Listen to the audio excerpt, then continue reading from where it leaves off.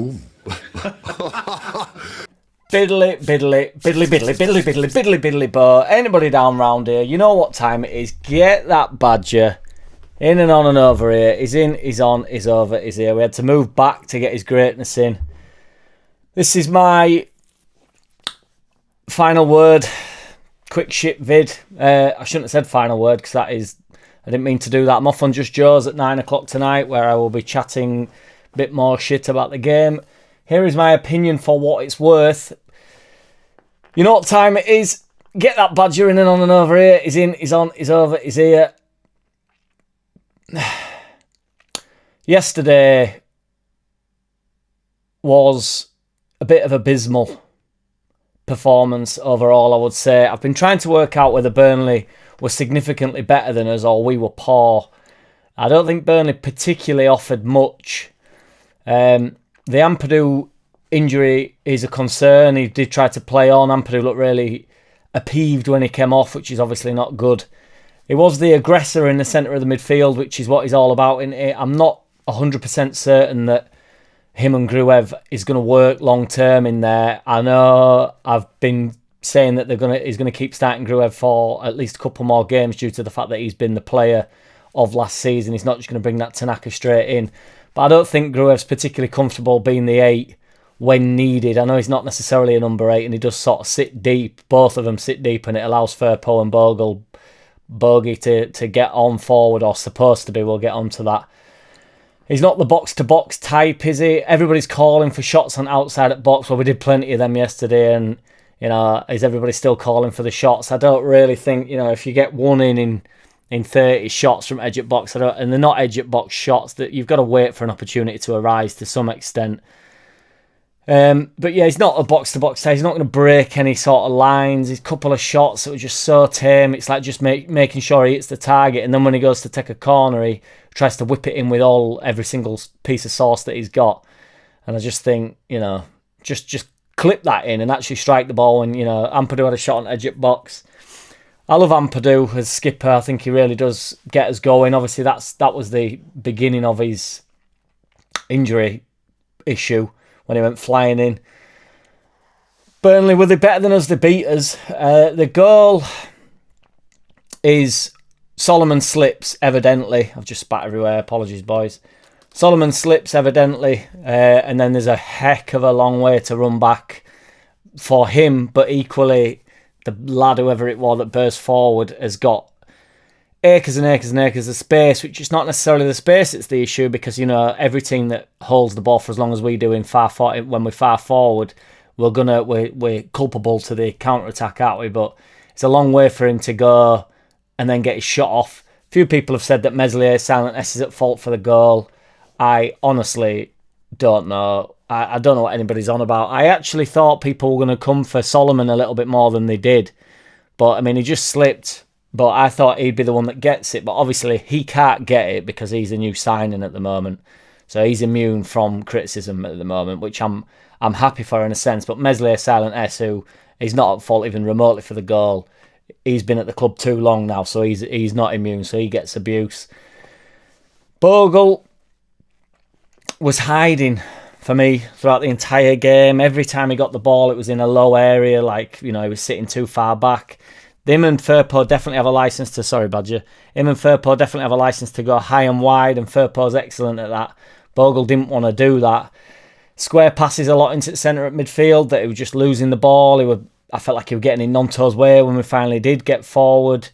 He's running into the box because he feels as though he sort of has to. There doesn't feel to be any like aim that he's actually running into the box. There's no purpose behind it. You know, I don't know whether he's lacking of fitness or he's a bit of a rock star, to be honest, and he's either a full-blown alcoholic and he's on Cowie every weekend, or he's got a massive gambling addiction or something, and he's just up all night. But it just does not seem at it. I said it the other week, the other home game. It might have been Hull, but I can't remember.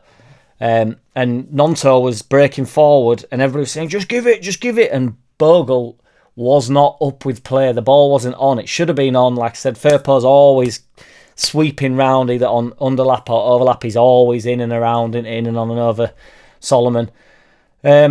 Solomon just on the slip as well. That's what we're going to get from players like that. If he turns, everybody's moaning about going backwards and sideways. If he does turn and get us back in, we are flying forward there, and it's that they're trying to win the game. They're wanting to go forward. He trusts himself to beat a player. It's a slip, quite literally. Firpo sub. I never thought I'd say this, but I thought, Firpo is the only man that can actually create for us down that left-hand side. No, that's not true. He's very effective in terms of our wing-backs at creating for us.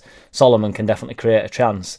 But that was bizarre, and he seemed a little bit peeved with it as well, did Firpo. And having, thought that Bogle was probably the worst performer. Would anybody agree with that on the pitch yesterday?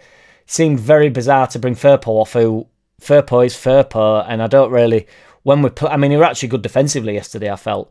But in terms of getting forward, he's rock solid, isn't he? He is 7 out of 10 every week going forward. He has that quality that is not... it's not form related, is it? He just seems to be... He's calm and he's good on ball. He's bursting forward.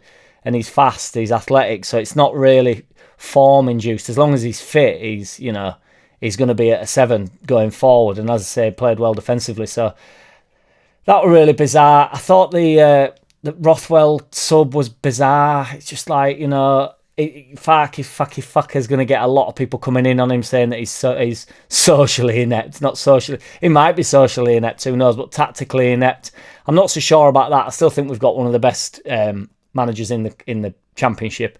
And I still think he'll get us out of there. It's ultimately 3 points lost, or 1 point dropped, or 3 points dropped, however you want to look at it, whether it's a draw or a win that we've lost there. But it's just a game of football. We're going to lose a few games. We're going to lose a few more. But yeah, it was horrible.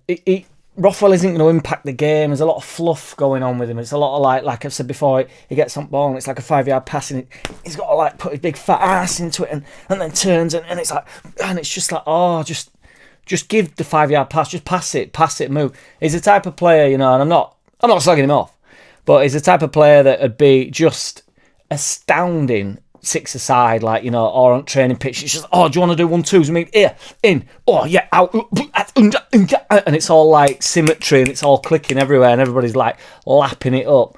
And then, but ultimately in a game, is that going to get you anywhere? We ended up in a little bit of a box where there was too many central players. Then Tanaka came on, too central. Everybody was just in there. Tanaka made 0 impact. Not that, he's going to come on and make an impact, but it sort of calms everybody down a little bit with the second coming. It turns out he might not be the Lord.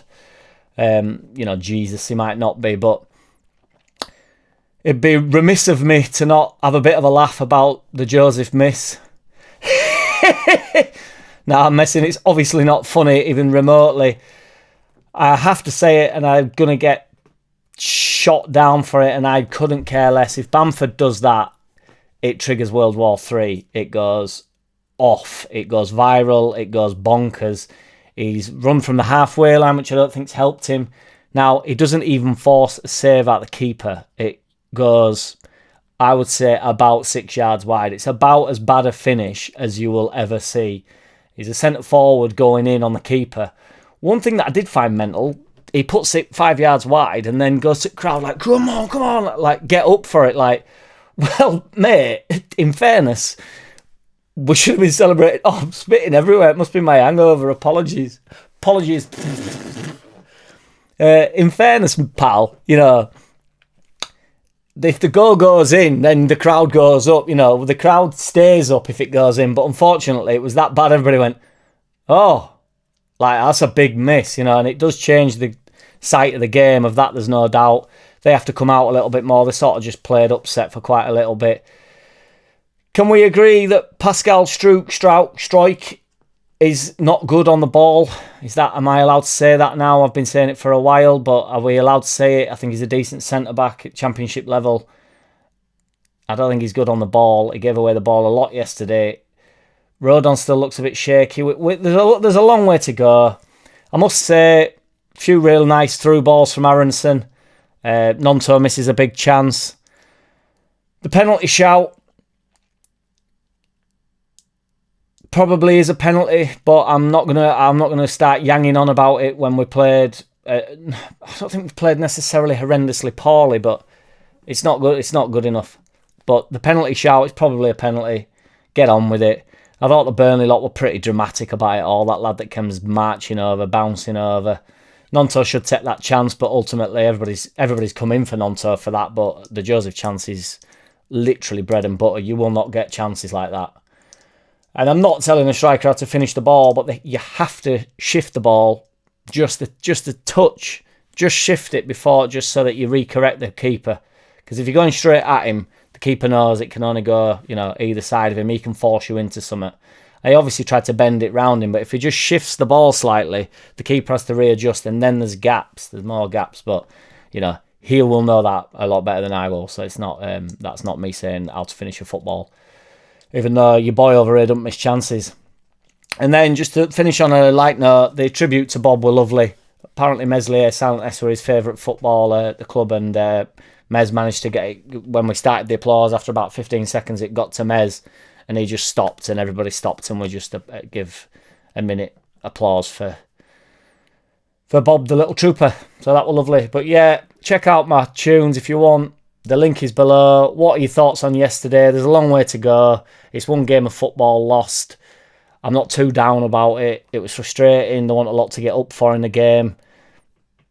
I got a bit raggy in the second half. I tend to, when I get there, I'm sort of all right, just sort of like assessing what's going on. And then by the second half, I've had a couple of pints. I'm a bit more like, you're fucking lying as a fucking gay, you fucking... Boom. JackCity, bitch. JackCity, bitch.